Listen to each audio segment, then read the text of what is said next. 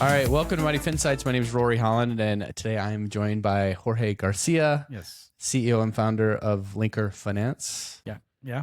Good to meet you. Yeah. Good to see you. Good to see. Yeah. Good to see you again. Yeah. So backstory, we're sitting down to talk. This wasn't planned, so we're gonna have this conversation. Yeah. We're just gonna go. But it was great to meet your wife and your co-founder. Yes. And super excited to hear a little bit more. But because this is so impromptu, why don't you tell us a little bit about Linker Finance? Just a quick, 60 seconds. Yeah. Yeah. Jorge Garcia, CEO of Linker Finance. So I think that the easiest way to position ourselves is we are a next generation digital banking platform, but very, very focused on community banks and specialize on the commercial banking side. So what we're trying to do is bring in the technology that normally a fintech like a Mercury and a Brex have, but to a 500 million in assets community bank. So we're very, very purposely focused on a very specific segment of community banks that have been heavy dependent on just technology provided by the core, or that face a lot of fragmentation. Like there is possibilities out there, but they don't necessarily have the technology staff to combine all of those. So what we provide is an end-to-end solution. So we have a digital account opening, digital onboarding, digital banking, treasury management, and a full real-time integration to the core and other systems that help just the community bank provide a premium experience to their customers. Awesome. And I want to dig into that some more. Before we do that, where's home for you? So I'm based in Pasadena, California. Yeah. That's not home though, because you're you don't have a Southern California accent. Oh yeah, no. So my background story. So I'm actually born and raised in Honduras, and I came here as an adult actually. So I was born and raised in Honduras. I was this computer kid as always. So did that. I was in Honduras. I was a Honduran national swimmer. So I actually swam for like the 90s. Ended up in the Pan American Games. So I was a national swimmer. Studied AI in Sweden. I started computer science in Honduras and then AI in Sweden, and then ended up founding different companies, but found a company that we ended up selling to Disney and moved here to the US in January 2016. And that's how I ended up in Pasadena, actually, close to Burbank, where the headquarters of Disney are. Yeah. So Honduras, and then you moved here in 2016. Yes. And what is something about, I have not visited Honduras, but what is something about Honduras and maybe some people don't know that helps shape who you are today as an adult growing up there? Yeah, I think honestly, I feel very privileged that I grew up in this like what I would describe like a lower middle class environment, but had education, but at the same time kind of have the that crossing between being a little bit tight, but at the same time having big dreams, I would say. And I think the swimming gave me a lot of that. So I think I carried that. Like we still own the house. My mom passed away, but still own that house. My mother-in-law lives there. So I go like almost every year for Christmas. We get there, see like childhood friends from there. So I think it helps me always kind of like remember and be grounded. I'm very appreciative of community and all of that. So even where we live, I actually live in Sierra Madre, which is right next to Pasadena. I like Sierra Madre because it's like a small town vibe. I swim at the YMCA. So I always like having that feeling of like a community closeness. And so I think that carry a lot of that in my life. Yeah. Yeah. I want to definitely get into Linker, but how did you start Linker? Like in thinking about your move to the United States, 2016. It sounds like you've had some success. If you sold a business to Disney, what was that business in finance? Was that a financial? No. So that's the beauty of this, and this is a common question, right? So that's a great question and great way to start my other part of the story. So what we did was a marketing technology company. So think about, it was called Cam.io with a K. So Cam.io, think about Snapchat filters way before Snapchat. So we did it in 2012. Large success was The Walking Dead. We launched an app called Dead Yourself, where it will turn you into a zombie using the Walking Dead art. millions of users and all of that. And then we had a couple of other success with other shows, and then we ended up with the acquisition. So I came here, and yeah, we had some level of success. I think it was a life-changing kind of event. And then we started to work with Disney, of course, and then I started a consulting company, a software development company. And then started working with Disney, then Viacom, companies like that. And then I was like, okay, I like media and entertainment, but I felt that you're kind of like fighting to just get people's attention. And yeah, there's education and in entertainment and all of that, but I kind of was looking for other areas. So education, I did some in the past, but also I started to do fintech. So I've been doing fintech for like 7 years, initially working with startups and larger companies on software development, right? So their mobile app and things like that. But funnily enough, ended up doing banking technology because I founded this business. We went to the normal path that you would think, right? It's like, where do you bank? Well, I bank with a large financial institution, right? So I'm going to save the name. So we open a business bank account with that large financial institution. Let's work with them. And then our business started to grow. So we started to get more customers and all of that. And the logical path for a services company is to potentially get a business line of credit, just so you can work with your account receivables and all of that. So we went to that bank, applied for a business line of credit, and we got denied. And this was a shock to me because actually we already had a line of credit with them. We were asking for an expansion. Our business was growing. We had good logos and everything, but still got denied. And then somebody connected me to a local bank, and it's like, no, you should bank with a community bank.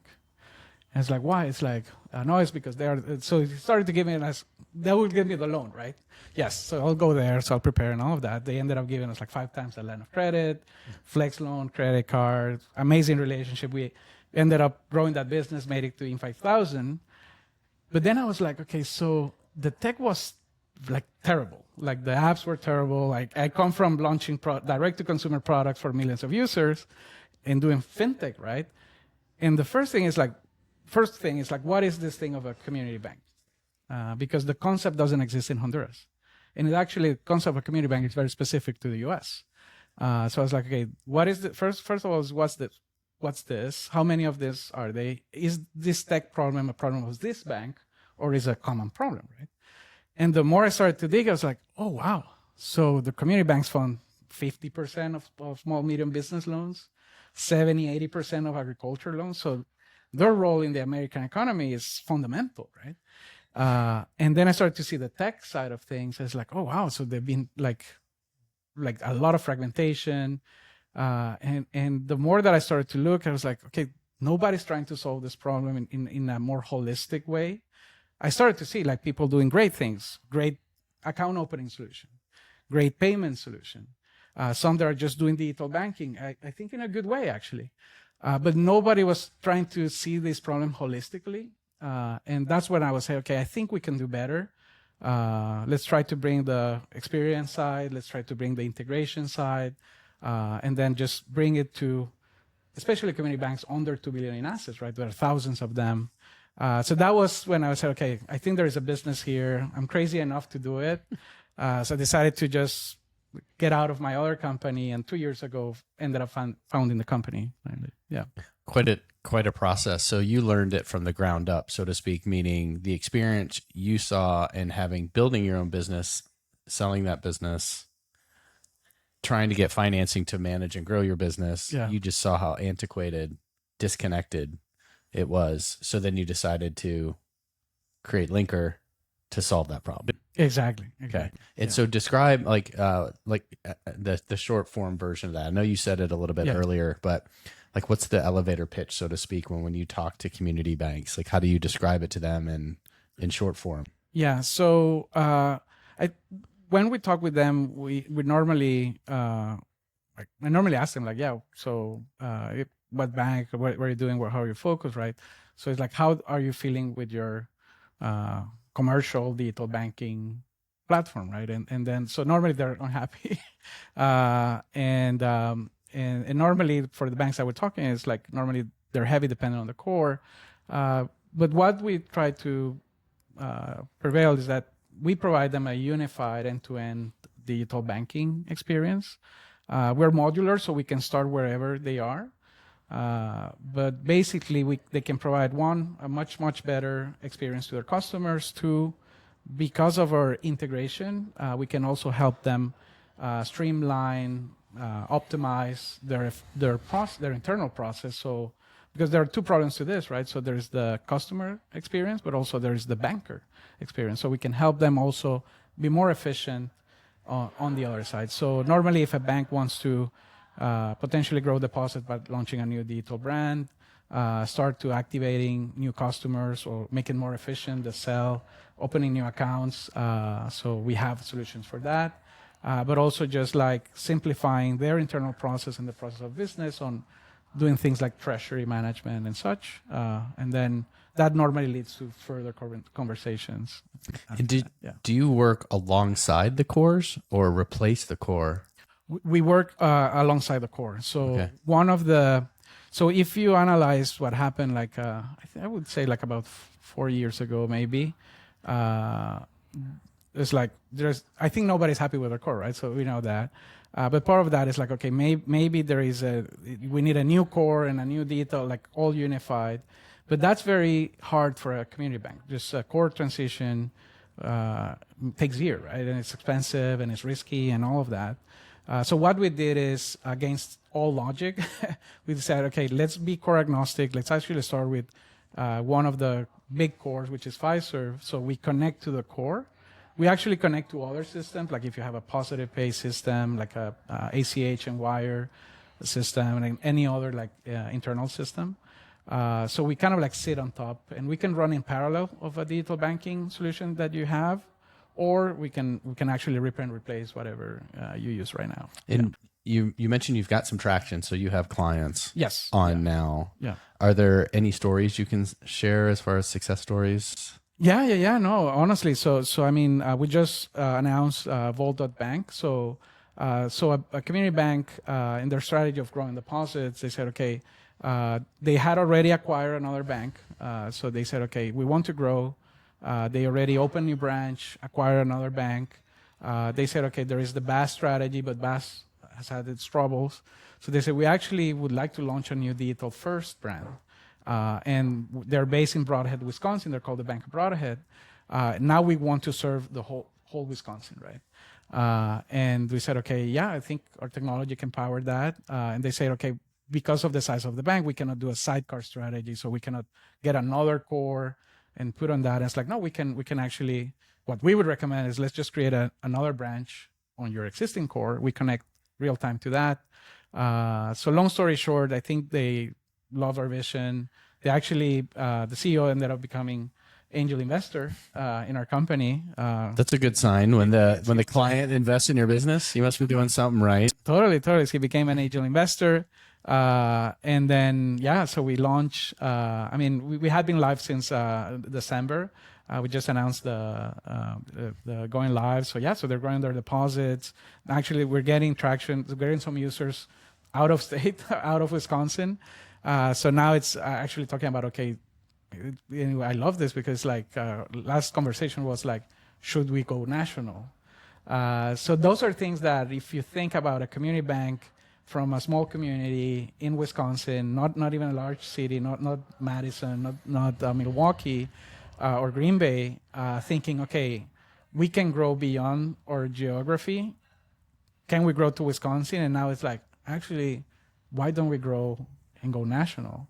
And right now we're in the process of like growing deposit, now talking about our strategy on like what are the different additional products that we're going to do, business banking as well. That is our strong mandate. I think it's a beautiful story, still in the writing, but it's really exciting, right? Just to see that level of impact and innovation. And after Mike, the CEO, became an angel, we did a seed round in the summer, and then the bank decided to become an investor also on our team. Oh man. Congratulations. Yeah, thanks. Yeah. Billy, that's a testament to what you guys are doing. How would you say, I want to ask you a couple of marketing questions, but before I get there, I want to go back to you. I heard you say that you were an Olympic swimmer. I did Pan American Games. I actually was on Olympic track and decided not to Wait, so you ran and you swam? Because you're Olympic track. Sorry. Okay, Yeah, gotcha. yeah. You were on the Olympic track. On the Olympic not Olympic track. Yeah. On the track. I gotcha. Yeah. So you were a competitive swimmer. Yeah. How has your experience as a competitive swimmer, because that's at a high level, how has that impacted how you've approached business and being crazy enough to start this company? Yeah. Honestly, I think that swimming was the best decision that my mom educationally took from all the great things that she did educationally, because I was a kid that was starting to get in trouble, and she said, okay, no, you have too much time. And she decided to put me to swim, right? And that ended up being the most impactful thing. I think swimming, especially when you do it at like a competitive swimming and you take it seriously, there are a couple of things, right? So one of them is you have a long-term goal. We all know that we're not going to be a Olympic gold medalist or an Olympic finalist in 1 year. I mean, that never happens, or almost never happens, right? Even Michael Phelps couldn't, like he was 5th in his first Olympic. So you know that you have that big goal, and that's going to potentially take you years, sometimes 4 years, sometimes 8 years. But what are you good at? And then 2, what is the goal for this year? What can you do this year that is going to move the needle and get you there? And I think that's one of the things that when starting a company, and actually not only this, but all my companies, but this very particularly was, okay, I want to be serving thousands of community banks. That's really I'll be happy there. I won't be happy on we have 5 banks, 10 banks. I'll be happy when we say, okay, 100, 500, 1,000. But that's going to take time. That's the reality, right? So it's like, what do we need to do? The first year was building product and launching first customers. We had some like Fintech POCs and all of that. But my goal was really show the technology to a bank so we can close it. And we achieved that, like December the year and all of that. So we achieved that. And then last year was about, okay, continue building the tech and then launching. Like, are we able to, because it's just the level of legitimacy. The question was always, well, 1, are you working with a bank? So not working with a bank. Oh, but are you live? And then it's the SOC 2, are you connected to a corporate? Are you live? Yeah. So that was that goal. And then now it's more about, okay, now that we have it, it's, okay, are you working with other banks? And now we are, right? So I think now it's about like showing that next level of success, that we are seeing that traction, right? That like legitimacy, that signs of product market fit. I think being a swimmer tells you, as a founder, you always say fake it until you make it. And maybe sometimes I'm too honest. I'm very critical with myself. So I'm like, okay, I see where we are and I see the signs of what we're doing, but at the same time, I know we're not there, right? So I always keep reminding me, because if you get I don't know, you get attention, media attention, you get something like that, it's easy to get lost. But I think I know the difference between an award and a medal. And I want the medals. The medals are actually things that you win by competing with others and that you reach the right goal, right? An award is something that a recognition of your success that may not relate to your success as a business, right? In this case, as a person. So right now I think we're successful and we're getting to that next level of success, which is pretty exciting.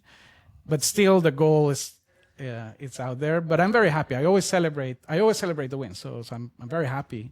And I think that's the other thing that swimming taught me. That is, you have to celebrate those wins. Like when I swam and won at the juniors, I was happy. It's okay, this is good. You normally start at your city, then you go the national. Honduras is small, right? So here would be the state. Then you go to an international, and you win something, you lose some. You make friends. So you kind of start to celebrate. I think that's why I always have a happy attitude to things. Even when things are not necessarily go exactly how I want it. But I say, okay, well, we'll actually achieve all of this. So now for the next level, this is what we need to do. And I think that's the other thing that swimming also. That's great. Yeah. The longer term goal, you and I had talked about this just downstairs when we were talking about that instant gratification that we're all subject to. Yeah. Whether it's, buying something on Amazon and I know tomorrow it's going to show up, or somebody liked something, shared something that I posted, whatever. Yeah. That we don't lose sight of the long-term goals. Because ultimately, if you have your eyes on the long-term goals, it's going to help keep you on track. Yeah. So you got to constantly ask your question, what is the goal? Like, am I headed towards the goal? Am I off track? Yeah. And am I not? But then you got to celebrate the wins, like you said, because you're not going to win every single race. Yeah. But I think that's great that how you're thinking about your competitive nature in sports. It does apply so well for those of us that look at it that way into business, because it is about winning, but it's also about the journey, and it's also about making a positive impact along the way. And are you taking one step after another?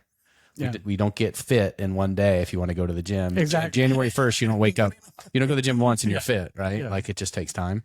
So what's my goal? Yeah. So I appreciate that. So I wanted to talk a little bit about the brand. So when I hear you talk about what you do, and I'm curious how you feel about how your brand is positioned in the market. And I ask this question in the context of community banks are inundated with technology opportunities. And I'm sure someone was telling me, and maybe it was Alex McLeod that was just on with us early at Parlay.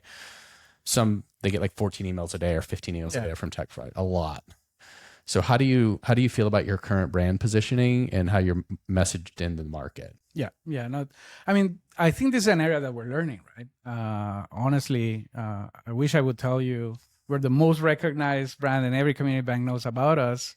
The way that we're doing it is, I'm a heavy believer that you have to talk with your customers or potential customers, and you have to be where they are, right? And reality is that because community banks are about relationships, they want to meet you in person. So we've been doing, I think, a good job at finding the events where they are, and we introduce ourselves, and that, I mean, we're still doing like digital marketing and things like that, and that's part of our strategy. But we have combined it with a more handshake type of relationship. And I know this may feel like won't scale, but I think at the stage that we're at, it's the best way for us to really understand what works and what doesn't from what we're doing, understand the pains, get that word of mouth. We are getting some word of mouth. It's like, hey, I actually spoke with this company, but maybe you should talk with this other person or this person internally in the bank. I think that has been very important. We're learning our communication strategy. What's our value proposition, and like what's the most impactful. I'm conscious that it's something that right now we're building and trying to understand. At least I have it in my mind, and now we're starting to learn on how to articulate it in the right way. Right? Yeah. It's we do that for a living. Yeah. Meaning creating those brands, creating the brand narrative, the story. Yeah. And you guys have such a neat story. One thing we didn't talk about that I just want to touch on really quickly is for those of us that. Sorry. Is that your wife calling? No. It was me. Alarm. Yeah. I was just going to talk about your wife in a good way. Yeah. It's very unique that you and your wife started this together. Yeah. That's pretty cool. Yeah. It's so yeah, it's, I mean, part of my story is that I've been married for over 20 years. Our daughter's 21, turning 22. So we've been married for 23. We actually met when we were, 18? So we were like, we started dating, and then 4 years later we got married. So I've been with her more than half of my life, right? We've been together. So yeah, it's an interesting thing. So in our case, the beauty of that, we complement each other in many ways. Talking about the professional side, especially, she's a designer and I'm a engineering from background, right? So that helps us communicate in very special ways. Like she brings a lot of the things on the creative side and how to approach some things. She's very, she calls it her dyslexic intelligence. And I'm more structured. And that helps me a lot because she brings many times some potentially non-structured ideas that I can actually synthesize. So So working as a co-founder is amazing. But the beautiful thing is that in our previous company, we actually worked together as well. So that's where we learned to work together. There's always challenges. I don't think we have them anymore, actually. But at the time, I think it was with Claudia was a lot about like, when you're a co-founder but also married, there is this special thing that you know more of the person than you actually know from an employee, for example. So somebody from your team tells you, hey, I couldn't do this because blah, X, Y, Z. You're like, okay, yeah, but you have to do it, right? But if it's your spouse, it's like, no, actually you were drinking wine yesterday at 9 p.m., right? With me. And you get in those troubles. It's like, I know more of this person. Sometimes at that time, like especially when we started to work together, many times you are insecure on like, okay, I have to show no bias. And then, so actually many times you overcompensate and you end up showing more bias than in the negative way, right? So kind of be harder with a person or not. And I've seen this with many people that are either married or like working with a son or daughter. But when we figured that out, then it became easy because it's like, no, this is just a professional relationship and we have fun. And the beauty of being a co-founder is that it's very creative. So we having dinner talking about the business. In the morning, we're talking about the business. Where we have set up our home office. We have an office, but we set up our home office. We have our office and we have kind of like our gym area. And then she's doing that and I'm working and we start talking about that and like creative ideas in many times. It kind of is as a superpower, I would say, because who has 24-hour access to the co-founder? And hang out pretty well, right? So I feel that it's a superpower that we have right now. Oh, absolutely. Yeah.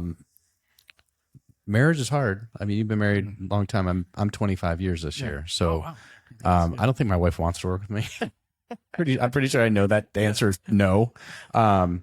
But that's really cool because I met you and your wife. I could tell you guys had a good energy and a good heart for what you're doing. And so you mentioned you have a mandate. I think you use the word mandate for commercial. Yes.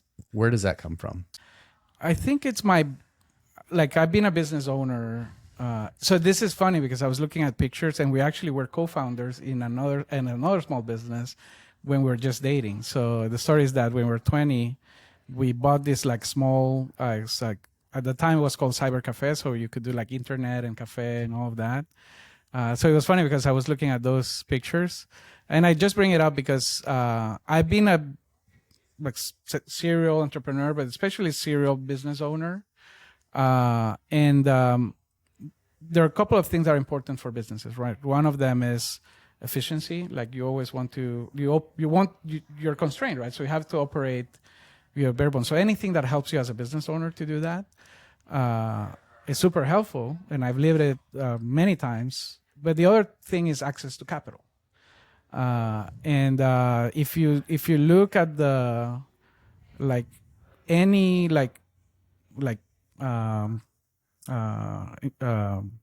when any data about businesses expressing on what is the biggest constraint, one of the top one, if not the top one, is going to be access to capital. So my mandate, the reason why I'm so passionate about community banks is because they are the ones that actually fund the majority of small businesses and agriculture, which at the end is a small business anyway.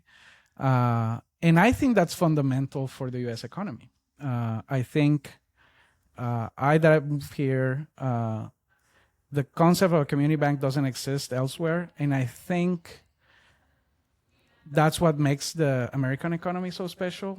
I don't know what created what. I think it comes, I've been reading about it. I think it comes from the fact that we haven't had a central bank that just created that capital was a little bit more dynamic and that created those local smaller banks as a way to fund the business, and that just kind of like created that dynamism that the American economy has. And I wouldn't like it to lose it because, like, you just think if you remove the banks, like if you remove the community banks, what's going to happen 10 years from now? We're going to have a small set of big banks and we're going to have algorithmic-based lending. And what's going to happen is that that's just going to make a lot of people, especially businesses, not have access to capital. Or through algorithmic-based lending, expensive capital. And we've seen it, right? So Cabbage, for example, great tool, 27% APR. Yeah. But with a community bank, you will get 6%, 7%, 10%. Great access to capital, right? So I think the level of specificity that a powerful community bank can give, if we combine technology with the powerful lending that a community bank has, is what's going to be key for the American economy, I would think, in the next years. And that's why I'm like, I don't know, I'm very stubborn maybe, but I was like, okay, no, I'm just gonna focus with community banking. Especially, I'm never gonna forget about commercial banking. We're gonna figure it out. Yeah. And I think we're doing a good job at that. It sounds like it with that story out of Wisconsin. Yeah. That's really great. Yeah. You mentioned, and I don't remember the second word, Yeah. theory of something, or the third word. You when you chose how you were going to prove this out. Yeah. Oh yeah. You were talking to Sloan down at Fusion IQ. Yeah. What was that? It's called constraint satisfaction. So Satisfaction. yeah. So I computer scientist, also studied AI. So there is an algorithmic method that is called constraint satisfaction problems. But I was so when I was thinking about these companies, many people try, and I mean, you're normally told try the path of least resistance, which is also true. But I was seeing a blue ocean, I would say. So they was telling us, okay, if you're going to start with a core, start with a API friendly core like Jack Henry, for example. Stay away from Pfizer. That's a great example, right? Or start with, we heard a lot, start with credit unions. Don't start with community banks, because credit unions, because they're non-for-profit. So it gave us all these reasons valid, I would say. We actually went the opposite. So we say, we're going to work with the hard, and actually they told us, if you sell to community banks, sell to the banks that are 5 billion and beyond, because they have the budget and they have the technical expertise. So we said, okay, no, we're gonna do nothing of that. We're gonna go with community banks under 2 billion assets. So actually, the Bank of Rehoboth, for example, is at 350 million in assets. We're gonna start with Pfizer Premier as a core, and we're gonna put all of our messaging very specific to community banks. Mm-hmm. Oh, so that's yeah. So sorry, yeah. So we're gonna start very specific to community banks, and the reason was because if you check the data, if you really want to move the needle in the space, we have to solve the hard problem, which is the majority of community banks are under 2 billion in assets, thousands, right? And then the largest core in the market is Pfizer and then FIS but it's just like Pfizer by far is the largest. And the reality is that community banks under 2 billion in assets, because they don't have the technical expertise, are being left behind by a lot of the technology providers. So I said, we're going to do the hardest thing, because if we figure this out, actually, then it's going to be an easier path to do the rest. We can access other cores that are more API friendly. We can then expand to credit unions. We're going to be so efficient that we can expand to larger community banks and regionals. So that has been our strategy, actually, and I think it's paying off. I felt crazy, especially last year. I felt like, I don't know if I'm right, but yeah. So that was part of our go-to-market strategy. Yeah. You bucked the system and Americanism right there. I mean, you're a maverick. You went a different way than what everybody said, and it sounds like it's paying dividends. It's moving you in a good direction. So that's a good transition into my next question, which is, what's on the horizon for Linker? Like, what's any exciting projects, announcements, goals you can tease out for us?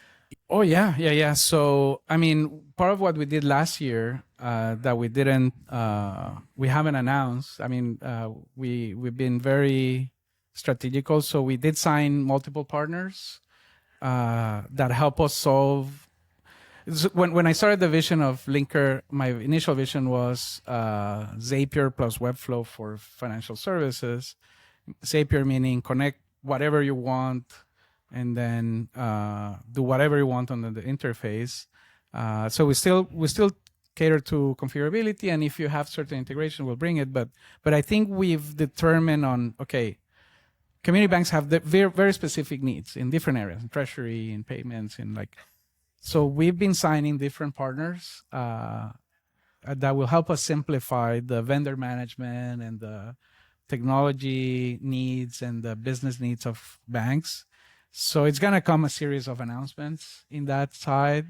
Our ability to connect to the core. So that's some important announcement there. We've secured a really strong strategic investor with multiple banks. So we're working actually with multiple banks right now in a very close and very very interesting collaboration environment. So very interesting things are coming this year about that. We're planning to do certain. I know I'm being very abstract on purpose, but I think you're gonna start seeing some of those things coming up. I'm really excited because I think throughout the year we were able to talk with banks and do some of our discovery of value proposition and all of that, but also understand better who potentially we could work with and how to work with and what is needed. So it's early times, right? And so you've got the blue ocean, like you said. It's so much opportunity ahead for you, and the community banking market needs all the help it can get to have technology that improves user experience. Like, I love talking to you downstairs about being able to optimize user experience, because you can build a great brand, have a great reputation, have a wonderful story, invite people into your website and to your social media channels to engage with you. When they go to sign up for your product and it's clunky, the user experience is poor. One, you lose, you don't convert as much. So higher cost of acquisition. Two, those that you do convert, when they're in the product and they're trying to transact with you with deposits or get a loan or apply for a credit card or whatever it may be, again, clunky, disconnected. What I heard you say is like that end-to-end solution is really powerful. And the fact that you can build it over the top of and adjacent to and alongside Fiserv, big. That's huge. Yeah. That was our whole. I think being an outsider helped me kind of like see that if we don't think about this holistically, we're never gonna win. That's another example of like, you should start, I don't know, with account opening, or you should. I've seen that there are a lot of companies, great founders, great technology. But I think if you think too much on the venture mentality, and we're a venture-backed company, the over-optimization is like, okay, this feature worked. Now let's try to sell it. That's good because you have to do that, but you shouldn't forget about the rest, right? So we try to say, okay, no, let's just redraw this. If we think about the community bank in 10 years, or if a de novo starts tomorrow, what is the tech stack that de novo should use? And that's the way that I think about this. Where are those leads coming from? Who is that bank working with, and what data do we need to move along? So this team, this marketing team, for example, we were having that conversation, is efficient in the spend for the bank and is effective in the spend for the bank. And we're seeing that in operations, and we're seeing in multiple areas of the bank. We were talking about marketing, right? But it only works if you think about this holistically. And I think even when we were raising capital, many people were afraid because it's like, what you want to do is so big. And I was like, yes, but actually, if we rethink it, it is still big, but it's not as big as it seems, because right now you have the comparison of multiple systems developed 20 years ago, 30 years ago. So you're thinking, oh, you have to rebuild all of that. And the reality is, I just remember the movie Armageddon when they bring them in, and the first thing that they start to do is they start to rip the parts from the rocket, or I don't remember, whatever it was, right? The drill, I think. And it's like, no, you don't need this, you don't need that, you don't need that. It's like, the reality is, you don't need a lot of that. We don't need a lot of the tech that is right now, and it only exists because it works. And that's good, but it won't work in 10 years. so the industry can survive and be efficient and be competitive, and can live not only 10 years but 30 years. Yeah, beyond that. Yeah. Yeah, you said so many things in there. I just want to point out one that the way I received it is, yes, it's easy when you're venture backed, depending on the direction you take and how you work with your investors. Yes, to focus on one thing, but then you're taking your eye off the goal, right? Because you said you have a mandate to do something. No. Yes, we want to take advantage of the opportunities, but let's focus on the goal. And I just think that's wonderful. I do have just a couple more questions. My first one is kind of zooming out a little bit, and you touched on this a little bit, but I'm kind of curious how you respond to this. Where do you see this in the next 3 to 5 years? The fintech industry, particularly like the community banking market, like where you're spending your time, because it's getting smaller. It's interesting, right? But it is and it is not. So there are a couple of things that have been in factor, the first thing that I want to say is I was talking with a bank CEO like 2 days ago.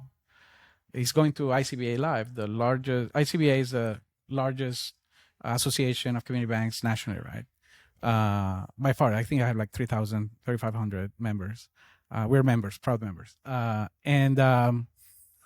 He said that a lot of fintechs are going this year to ICBA Live. He was like, oh, Jorge, like this year there's a lot of fintech. I get hit a lot of emails and all of that.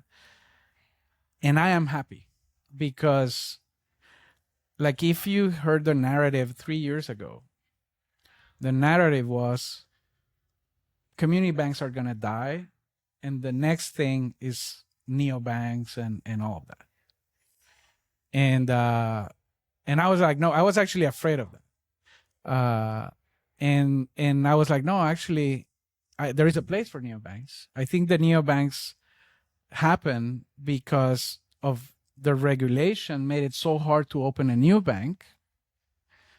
So if you see the data, what happened after 2007, 2008, is that the de novo banks, which is the definition of a new regulated bank, went down from 100 to like 7 or something like that, and even less, right, per year. So then the market has to do something, and what happened was neobanks were created, right?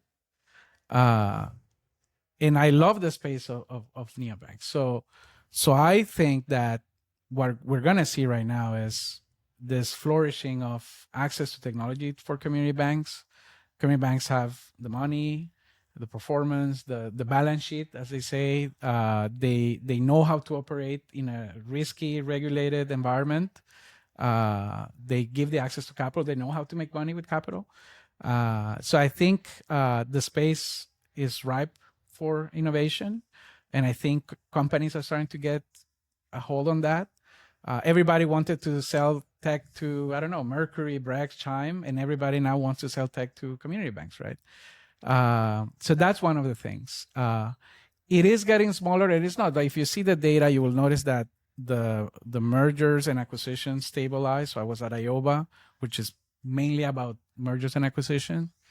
And even like the M&A firms are nervous, but it's like, I think it's going to get again excited and everything. So I actually talked with a banker, and what he told me is that one of these M&A firms told him, I have 15 sellers and 15 buyers right now. And they haven't been further apart than ever. And it's interesting because that's what's happening. The other final data point that I've seen is that if you notice the data, the banks that are being acquired are the under 100 million in assets. But actually, if you notice the same data, and this is Cornerstone data, you will notice that banks beyond that segment is actually growing.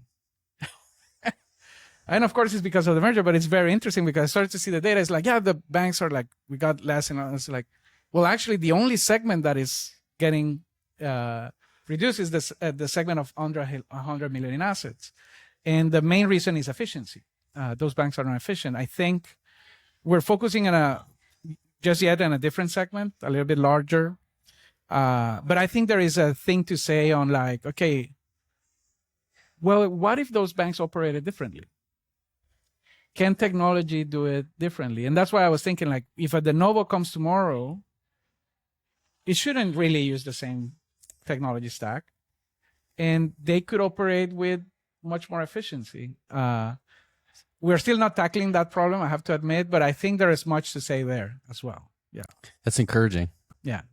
Thanks for looking at the data different and sharing that. That's good. Yeah. That's true. Yeah. That's true. I mean, I'd like to see nothing more than community banks thrive Yeah. and flourish. I think it's important for our economy for all the reasons why you shared. Yeah. I think it's definitely fundamental. Yeah. So, I mean, it's still challenging. It's still like a trend, slow down trend, but it is a trend. But I think I'm bullish. I'm a contrarian. And that actually talk about the investor that we had. They had to have a little bit of a contrarian view of the world. Yeah. Yeah. Good stuff. One last question. If there was one thing you could help the world understand about Linker, what would it be? So I think it has to go with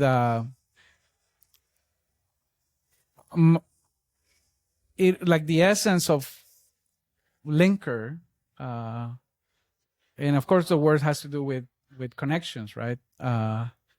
And I think that applies to everything that we do. So we first to technology, right? So we take what's established, we take what the fintech is doing, we take the technology that is used in like other industries, plus our vision of experience and how it should work, and we combine it in a cohesive way. The linker is the part of the software, of the compiler of the software that actually pulls different modules into one single package. So that's where it comes. So we do that. But I think one of the things that I also love about Linker is that we kind of like bring a more holistic view as well of, yeah, it's banking, but it's also the business perspective. And it's also the access to capital aspect to it. So I think, I mean, if we see the north of Linker in the financial services, we always want to be a connector of technology, but also of people, of industries, of possibilities, right? So, where is the lending happening, and how can we bring that connection to the banks? So we're exploring those things as well. So it's all about connection. That's why it may be an obscure term, like in the terms of like technology connection is a compiler, but people that we tell Linker Finance, I always say, okay, what a beautiful name. So it's all about connections. I would say that's the right word. Yeah. Well, I'm grateful we got connected. Yeah. Again, good to see you again this year. And boy, you guys have grown. You guys are making great progress. And yeah, thanks. We're in your corner. So I'm grateful for the conversation and good to reconnect. Awesome. Yeah, me too. All Thank you. This has been a great conversation for sure. Yeah. Thanks, Jorge. Yeah. Thank you for listening to this episode. If you've enjoyed what you've heard, don't forget to hit subscribe. And if you'd like to learn more about Customer and the work we're doing building financial and fintech brands and businesses, please visit our website, customer.com. That's CSTMR.com. Or you can find us interacting with clients and sharing insights on LinkedIn. All of these links will be in the show notes.